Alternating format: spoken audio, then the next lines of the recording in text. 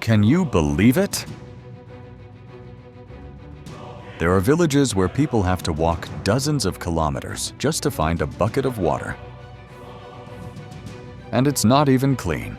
Here, children grow up surrounded by dust. Adults struggle with dry, cracked soil. Yet, this is the daily reality for millions of people. Why is it that a country once praised for its natural abundance has places that are desperately thirsty? And what makes so many families leave their villages and ancestral graves to migrate? Are you ready to come with me to lift the veil covering that life?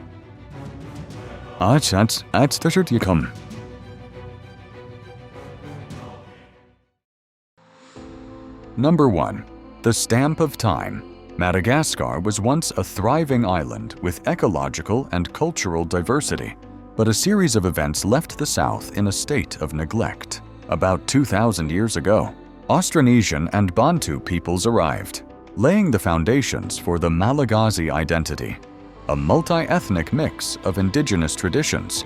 The French colonial occupation began in 1896, focusing on exploiting natural resources and building infrastructure around the capital Antananarivo. While largely neglected areas such as Androy and the southwest, that creates a sustainable development gap between urban and rural areas, where geographically distributed preferential policies become a long-term rift. After 1960, when Madagascar declared independence, the succeeding government adopted socialist policies under Didier Ratsiraka from 1975 to 1993, aiming to redistribute land and resources. The effectiveness was very limited because corruption and poor governance kept the South facing poverty. Here, periodic droughts and food crises have occurred on average every 2 years since the late 19th century, according to historical statistics, suggesting that famines are not simply random disasters, but the result of long-term underinvestment in the region. The cultures of the Antandroy and Mahafali regions developed independently in harsh environments. The Fadi system, social taboos, restricts exploitation of nature, such as cutting down sacred trees or hunting certain animals. This helps preserve small-scale ecology, but also prevents some modern solutions, such as digging deep wells or developing irrigated agriculture. At the same time, Mahafali funeral practices with ornate stone tombs demonstrate respect for ancestors, but sometimes result in the allocation of community resources to rituals rather than infrastructure investment. It is this connection to the past through ancestral beliefs that becomes both a strength and a barrier when communities need to flexibly adapt to modern disasters. What creates cultural resilience but also frames community? Despite economic isolation, communities maintained strong social organization. Adults pass on survival skills, raising zebu, using medicinal herbs to prevent disease, building small reservoirs. However, the lack of connection to health systems, education, and markets slows down innovation. Southern Madagascar has been deprived of access to public investment and international assistance for decades. Reflecting on history, we see that the causes of the current crisis stem from long silences, from the governing structure centered on the capital, to the parallel existence of indigenous cultures that were not integrated into the modern development model. The people still retain their identity, but lack the foundation to participate in the national economy. The consequences are clear. Some 75% of the rural population now lacks access to clean water and basic health infrastructure. Those numbers are not just statistics, but historical evidence printed on every investment allocation map, where every support program prioritizes long-developed areas. Now, when you look at a resource allocation map, do you imagine it as invisible injustice or a wasted opportunity? Southern Madagascar lacks not only water, food, and healthcare, but also a system that integrates indigenous culture with modern development. It is the knot that every sociological, human rights, and environmental analysis names. The price of history is not just a memory. It is the harsh present in every village, where children go to school while carrying water all day. Number 2. Survival crisis. In the villages of southern Madagascar, access to clean water is a battle for survival. The average person walks 10 kilometers a day to fetch murky or saline water. Safe water access is only about 12% in rural areas, making waterborne diseases such as diarrhea and gastroenteritis common. Community wells are too shallow and are easily contaminated after unusual rains. Without clean water, thirst is more than just a feeling. It is a direct threat to life. The Kir famine in Madagascar was different from the random famine phenomenon.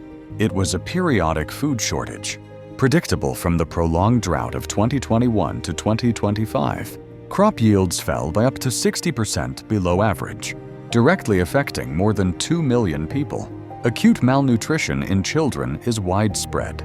More than 20% of children under 5 years of age are in this condition. The absurd thing is that amidst that huge hunger, hundreds of tons of grain were distributed, but the quality was reduced due to poor storage. The root cause lies in the structure of resource allocation. Public investment is largely not directed towards the infrastructure of rainwater storage, small-scale irrigation systems, and market access. Meanwhile, the cost of transporting aid across harsh terrain means food is slow to reach villages or is lost to spoilage.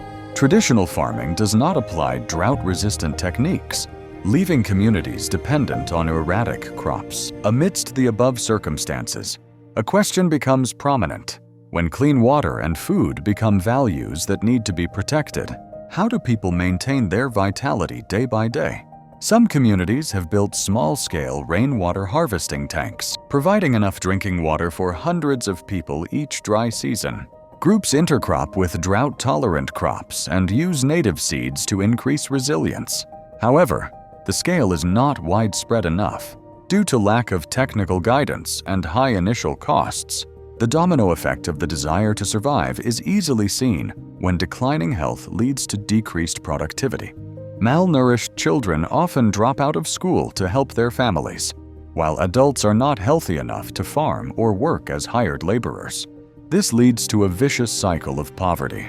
Because of poor health, productivity is low. Because of productivity, people wander to make a living, which in turn leads to more crop failures and food shortages. The proportion of poor households living below the extreme poverty line internationally defined in this region exceeds 65%. Those numbers are not just data. They are the reality of each village. When water is scarce, families focus on short-term water exploitation instead of long-term conservation. When hungry, they choose easy-to-grow crops rather than crops with high economic value. When illness occurs, the cost of treatment adds to the financial burden.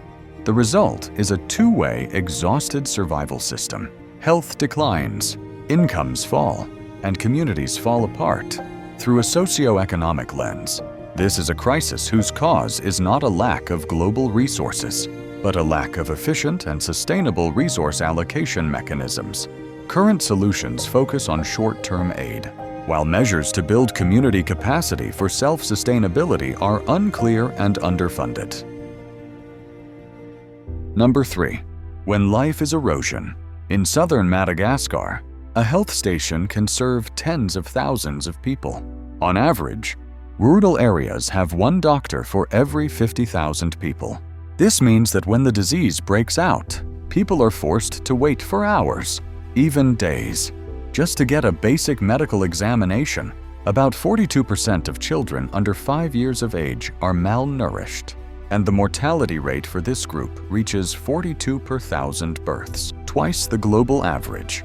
Those numbers reflect serious shortages, not just dry statistics. One of the biggest obstacles is the health infrastructure concentrated in the capital Antananarivo. About 70% of modern hospitals and clinics are located within a few dozen kilometers of the capital, leaving the countryside virtually off the map for medical services.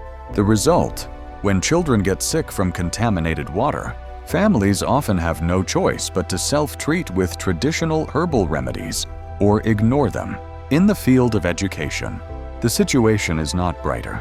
The literacy rate in rural areas is only about 65%. In some places, half of the children have to drop out of school to help their families fetch water or do farming. Many villages do not have permanent schools. Classrooms are often just thatched huts that can easily collapse in a strong wind. The result is a widening gap between rural and urban areas. The proportion of children accessing higher education in these regions is up to 90% lower than in Antananarivo. Ask yourself, when a child has to choose between going to school and fetching water for the family, which choice will happen more often? That question is not hypothetical, but a daily reality in Grand Sud, and as thousands of children make the same decision, the education system gradually disappears from the rural map. The link between health and education further illuminates the vicious cycle of poverty. When children are malnourished, their ability to learn is reduced. When they are not educated, they grow up with little chance of escaping poverty, leaving the next generation to suffer the consequences. Data from HRMI shows that access to education in Madagascar is a 5.1 on a scale of 10.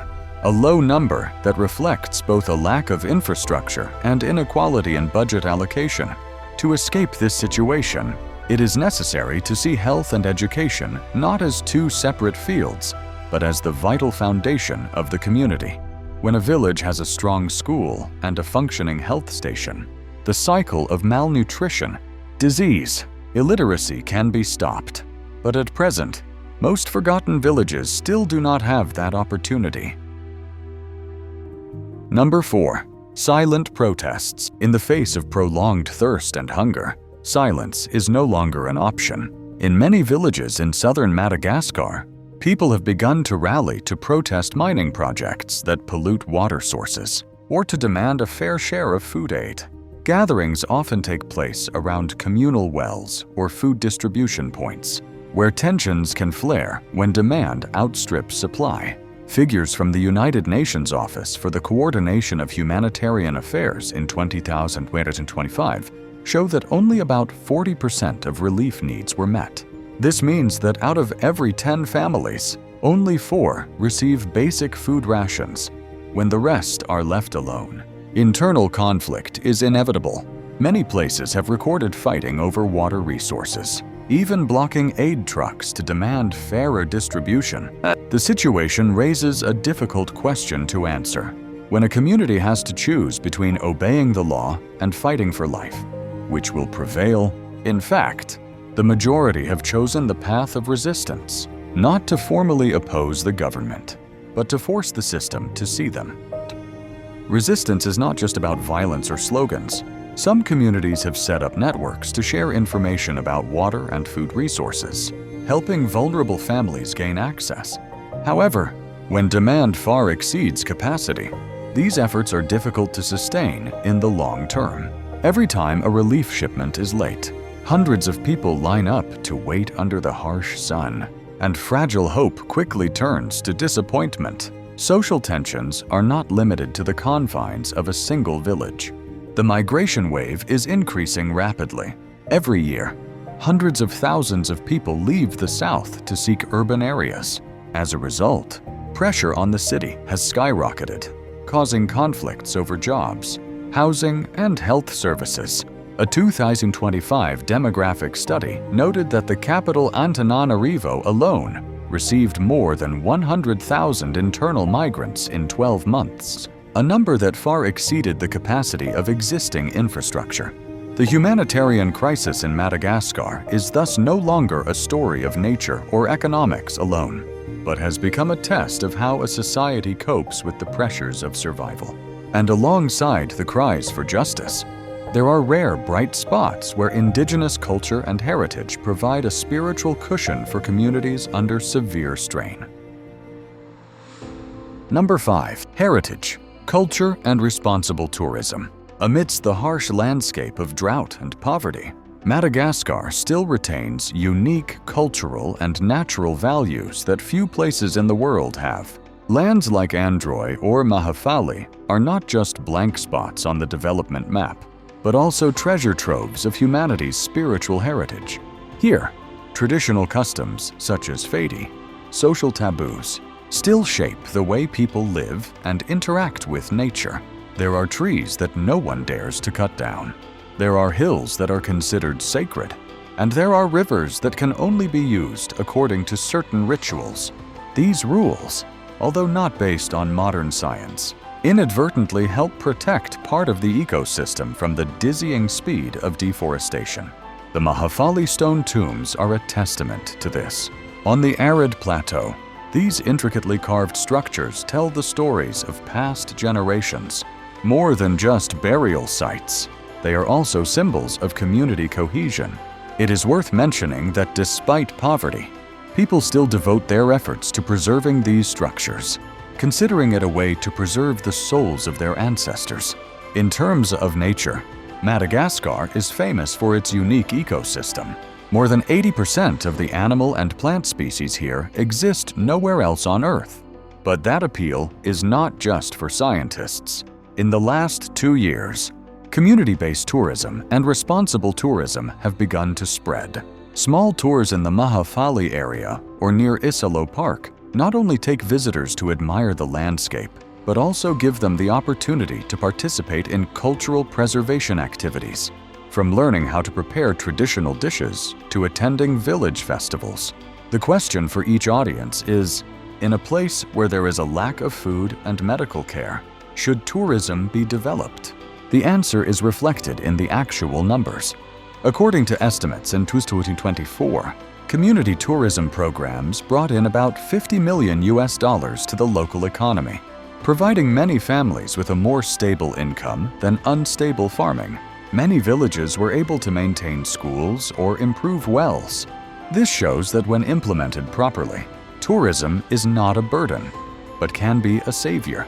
However, the risk still exists. Rapidly increasing tourist numbers can upset the delicate balance of the environment. There have been caves containing ancient fossils that have been damaged due to uncontrolled visitor flows. The choice lies in how communities and governments manage together to preserve rare values while still opening up sources of livelihood.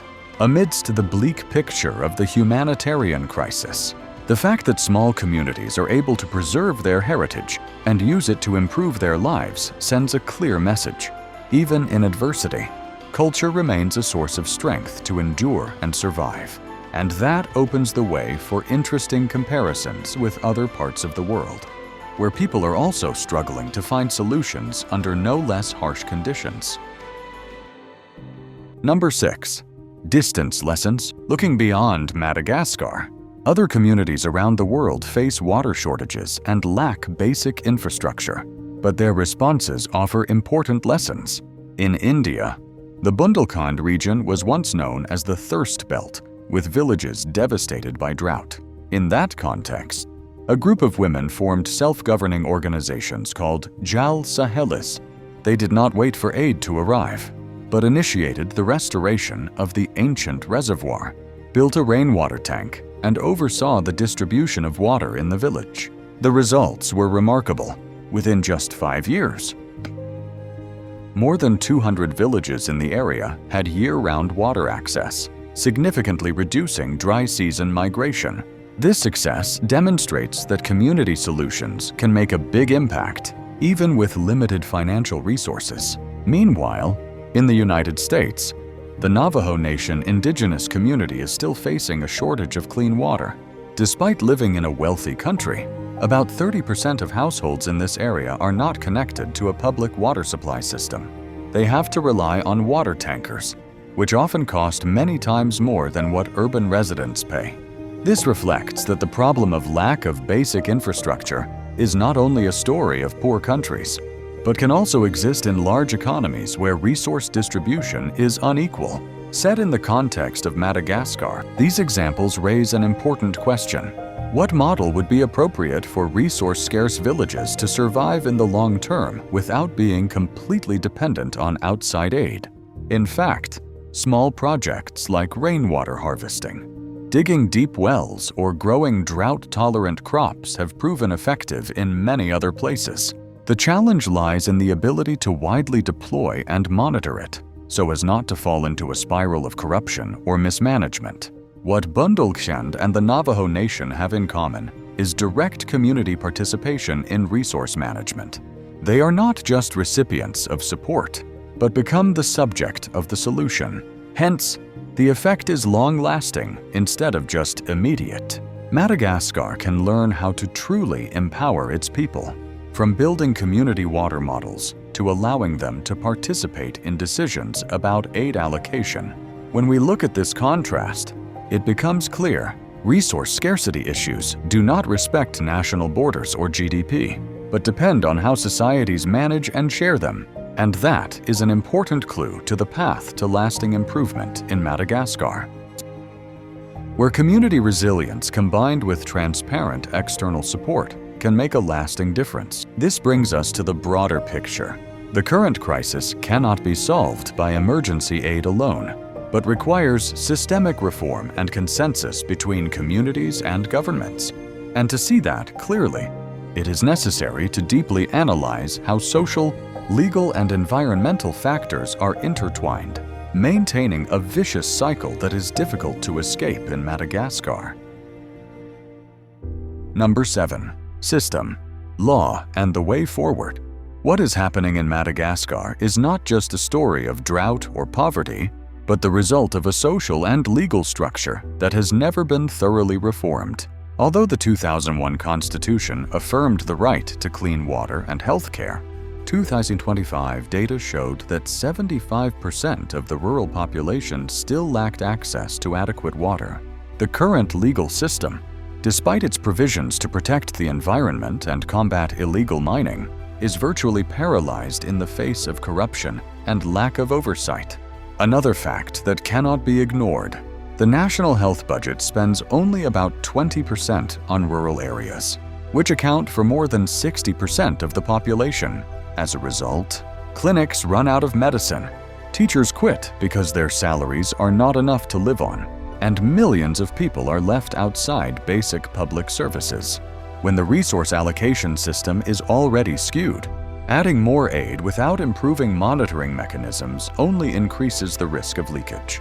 In that context, the question that needs to be raised is, why are there areas that continuously receive aid, but the situation remains unchanged? Analysis from development organizations shows that the cause lies in the multi-tiered distribution chain, where each intermediary step drains a portion of the resource before it reaches the community. A typical example is food aid.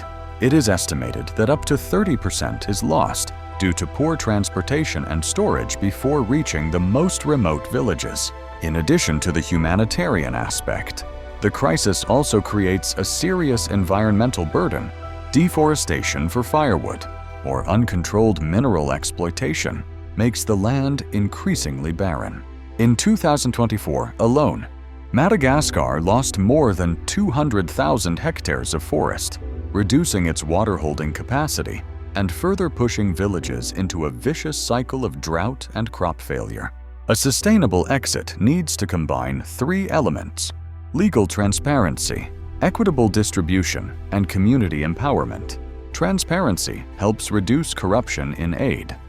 Equitable allocation ensures that rural areas are prioritized in proportion to their population, and empowering communities helps them become decision-makers in resource management. This is not a far-fetched theory. Places that have applied this model have shown clear results. The question now is no longer whether Madagascar needs aid, but how aid can be transformed into internal strength. Because if we continue to maintain the current mechanism, the lack of water, healthcare, and education will only repeat from generation to generation. And it is this vicious cycle that Madagascar must find a way to break, not just to survive today, but to ensure a future on solid footing for generations to come. From here, what remains is a question of choice. Will the international community and the Madagascar government continue to maintain a short-term approach, or dare to invest in systemic change so that forgotten villages can stand on their own? And so, the journey to discover the forgotten villages of Madagascar ends here. The numbers and stories above are not just dry data, but the daily life of millions of people struggling in harsh circumstances. If you feel this information is worth knowing, please leave a like and share the video to help the story spread more widely. Don't forget to subscribe to NVL Travel Documentary Channel to join us on our next trips, where each film is not only for watching, but also for thinking. And please share your thoughts in the comments below, because your thoughts could become part of a larger conversation about how the world is facing this challenge.